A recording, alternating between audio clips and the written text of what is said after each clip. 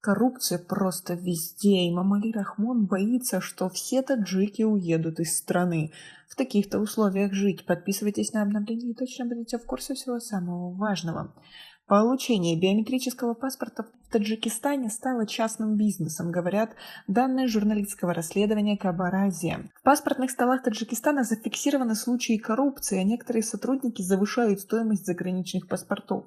Согласно процедурам, утвержденным на основании решения правительства с 1 февраля 2010 года, паспортно-регистрационная служба МВД выдает паспорта рядовым гражданам сроком на 10 лет, и срок их изготовления 15 дней. По данным сайта этой службы, граждане должны заплатить следующую сумму денег для получения заграничного паспорта.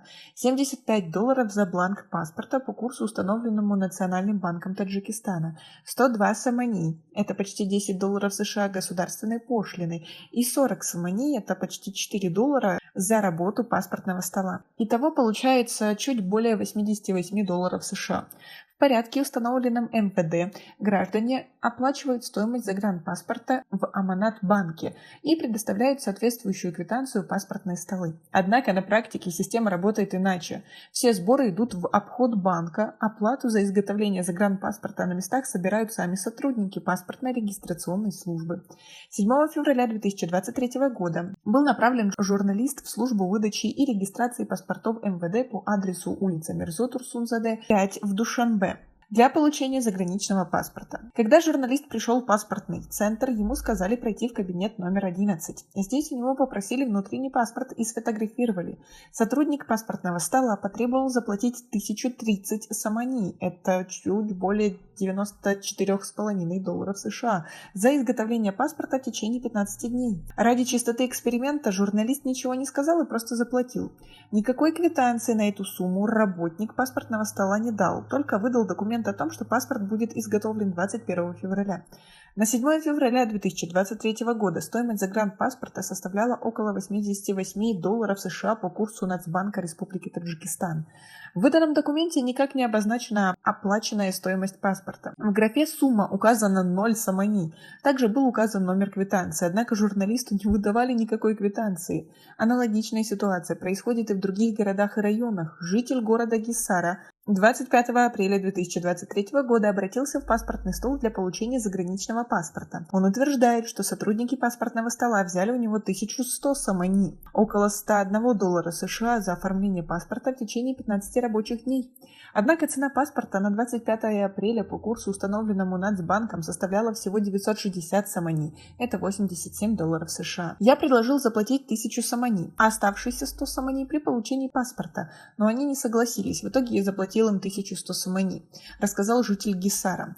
19 апреля журналист, как гражданин, обратился к главе паспортного стола Файзабадского района с вопросом о том, какие документы нужны для получения заграничного паспорта. «Просто предъявите внутренний паспорт и все», — сказал сотрудник отдела по выдаче загранпаспортов.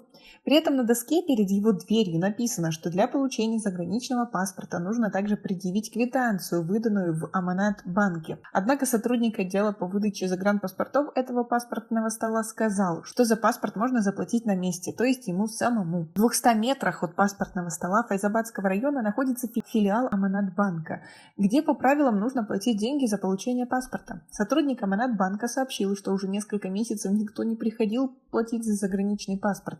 В основном обращаются школьники для оплаты денег для получения внутреннего паспорта. Такая же ситуация наблюдается в городе Багдад. На расстоянии 50 метров от паспортного стола находится пункт Аманат-банка. Там сообщили, что не принимают оплату за загранпаспорта, а если и примут, то нет гарантии, что с этой квитанцией выдадут паспорт. Сотрудник этого пункта посоветовал сдать деньги в самом паспортном столе. «Мы не берем деньги за заграничные паспорта, они сами собирают. Деньги за заграничные паспорта сюда вообще не приносят. Не знаю, куда они их несут.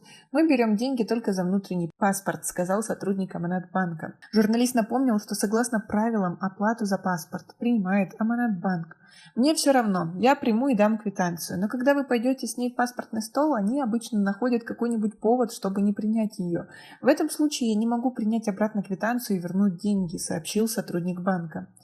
Наблюдение в паспортных столах города Бахтар, Вахшского и Кушиньонского районах также показало, что плату за оформление загранпаспорта от граждан принимают сами работники паспортного стола. В частности, гражданин, подавший документы в паспортный стол в Бахтаре 24 апреля, говорит, что за изготовление паспорта в течение 15 рабочих дней с него взяли 1120 самани, это около $102 США. Однако, по информации отделения Аманат-банка в Бахтаре, стоимость заграничного паспорта на 24 апреля составляла 970 самани или около $88 США. Государственный банк Аманат-банк также написал в своем официальном ответе, что на основании Генерального соглашения от 3 января 2017 года средства за услуги паспортно-регистрационной службы МВД принимаются в филиалах этого банка. Прием оплаты за заграничный паспорт является услугой данной службы и на основании закона о государственной пошлине и Генерального договора должна быть оплачена в банке. По мнению юристов, с учетом этих положений сотрудники паспортных столов не имеют права взимать из гражданина паспортный сбор или дополнительные средства, а они это делают еще и в большем объеме и по-любому себе отщипливают какую-то часть суммы. Эксперты говорят, что по плану борьбы с коррупцией в паспортных центрах Таджикистана предложена цифровизация и повышение зарплаты, но эксперты говорят, что одними безналичными платежами эту ситуацию не исправить. Нур Сафаров, эксперт по экономическим вопросам, говорит, что для снижения коррупции в паспортных столах необходимо оцифровать процесс оплаты. Должна быть создана информационная система, которая будет автоматически регистрировать желающих получить паспорт как через терминалы, так и онлайн-систему в паспортном столе. В этой системе гражданин должен иметь возможность оплатить сумму паспорта через терминалы и предъявить квитанцию при получении паспорта, заявил эксперт. По мнению эксперта, важно также поднять зарплату работников паспортных столов и уровень жизни. Чтобы они не думали о том, чтобы ввязываться в коррупцию, им должны хорошо платить, чтобы они оказывали государственные услуги на высоком профессиональном уровне, добавил Сафаров. А вы оказывались в подобных ситуациях? Как вы думаете, можно ли победить коррупцию у нас в стране? Пока на этом все. Оцените наши видео подпиской и лайком. До скорой встречи!